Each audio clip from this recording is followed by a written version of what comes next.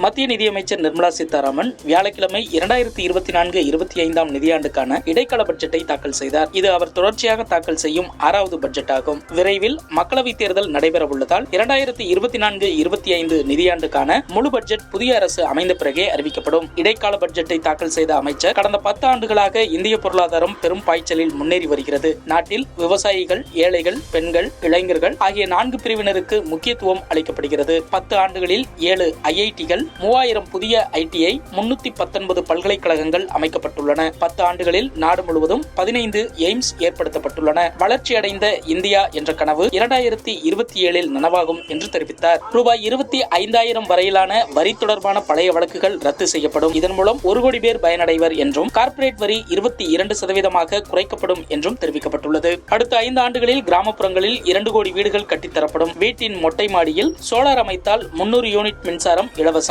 கர்ப்பப்பை புற்றுநோயை தடுக்க தடுப்பூசி திட்டம் அறிமுகப்படுத்தப்படும். நாடு முழுவதும் மின்சார வாகனங்களுக்கான பேட்டரி சார்ஜிங் மையங்கள் அதிகரிக்கப்படும். தொழில்நுட்பம் சார்ந்த ஆராய்ச்சி மற்றும் புத்தாக்க திட்டங்களை ஊக்குவிக்க ரூபாய் 1 லட்சம் கோடி நிதி ஒதுக்கீடு செய்யப்படும் என்பன உள்ளிட்ட அறிவிப்புகள் இடைக்கால பட்ஜெட்டில் இடம்பெற்றன. 40,000 சாதாரண ரயில் பெட்டிகள் வந்தே பாரத் ரயில் பெட்டிகளாக தரம் உயர்த்தப்படும். நடுத்தர வர்க்கத்தினருக்கான வீட்டு வசதி திட்டம் அறிமுகப்படுத்தப்படும். 3 கோடி பெண்கள் லட்சாதிபதிகளாக இலக்கு நிர்ணயிக்கப்பட்டு அதன்படி வரும் ஆண்டுகளில் மகளிர் சுய உதவி குழுக்கள் மூலம் 3 கோடி பெண்கள் லட்சாதிபதிகளாக்கப்படுவர் என்றும் இடைக்கால பட்ஜெட்டில் அறிவிக்கப்பட்டுள்ளது. மீன்வளத்துறையை ஊக்குவிக்கும் வகையில் 5 ஒருங்கிணைந்த கடல்சார் பூங்காக்கள் அமைக்கப்படும். எதிர்காலத்தில் 55 லட்சம் வேலை வாய்ப்புகள் உருவாக்கப்படும். 2047 ஆண்டுக்குள் வளர்ச்சியடைந்த பாரதம் என்ற இலக்கை எட்டும் வகையில் மேலும் பல மருத்துவக் கல்லூரிகள் அமைக்கப்படும் என்று நிதியமைச்சர் அறிவித்துள்ளார். பட்ஜெட் குறித்து கருத்து தெரிவித்துள்ள பிரதமர் மோடி, இந்த பட்ஜெட் அனைவரையும் உள்ளடக்கியது, புதுமைகள் நிறைந்தது என்று கூறியுள்ளார். மத்திய உள்துறை அமைச்சர் அமித்ஷா 2047க்குள் வளர்ச்சியடைந்த இந்தியாவை உருவாக்குவதற்கான பிரதமர் நரேந்திர மோடியின் திட்டத்துக்கு வழிகாட்டுவதாக இந்த பட்ஜெட் உள்ளது என்று குறிப்பிட்டுள்ளார். இடைக்கால பட்ஜெட் ஏமாற்றம் அளிப்பதாகவும் இதில் செயல்கள் குறைவாகவும் லட்சியங்கள் மிக பெரிதாகவும் உள்ளது எனவும் காங்கிரஸ் MP சசி தரூர் விமர்சித்துள்ளார். காங்கிரஸ் MP கார்த்தி சிதம்பரம், வெற்று பட்ஜெட்டில் சுய தம்பட்டமும் சுய புகழ்ச்சியுமே இருந்தது என்று குறிப்பிட்டுள்ளார். சத்தீஸ்கர் மாநில காங்கிரஸ் பொதுச் செயலாளர் சச்சின் பைலட் கூறுகையில், இந்த பட்ஜெட் உரை அரசியல் உரை போலவே இருந்தது, அரசாங்கத்தை புகழும்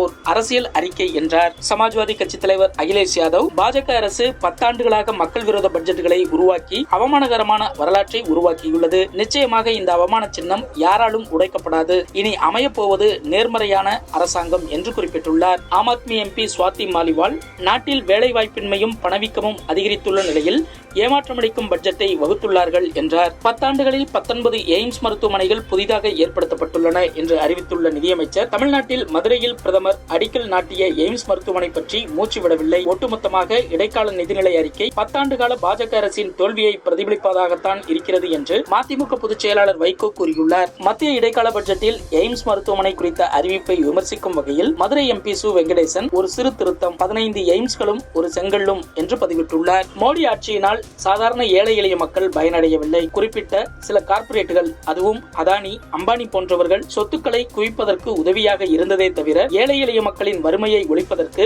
எந்த அறிவிப்பும் இடைக்கால நிதிநிலை அறிக்கையில் இல்லை என்று தமிழ்நாடு காங்கிரஸ் கமிட்டியின் தலைவர் KS அழகிரி கூறியுள்ளார். நாட்டின் செல்வ உற்பத்தியின் உயிர் நாடியான உழைக்கும் மக்களின் உணர்வுகளை கருத்தில் கொள்ளாத நிதிநிலை அறிக்கை ராமர் கோயிலையும் அதனை சுற்றி கட்டமைக்கப்படும் அரசியல் வியூகத்தையும் வார்த்தை ஜாலங்களில் கட்டமைத்துள்ளது என்று இந்திய கம்யூனிஸ்ட் கட்சியின் மாநில செயலாளர் இரா முத்தரசன் கூறியுள்ளார். தமிழக ஆளுநர் R N ரவி உரையுடன் வரும் பிப்ரவரி 12ஆம் தேதி தமிழக பட்ஜெட் கூட்டத்தொடர் தொடங்கும் என்று தமிழக சட்டப்பேரவைத் தலைவர் அப்பாவு தெரிவித்துள்ளார். 2024-25 ஆண்டுக்கான நிதிநிலை அறிக்கையை வரும் 19ஆம் தேதி நிதியமைச்சர் தங்கம் தென்னரசு தாக்கல் செய்ய உள்ளதாகவும் அவர் தெரிவித்துள்ளார்.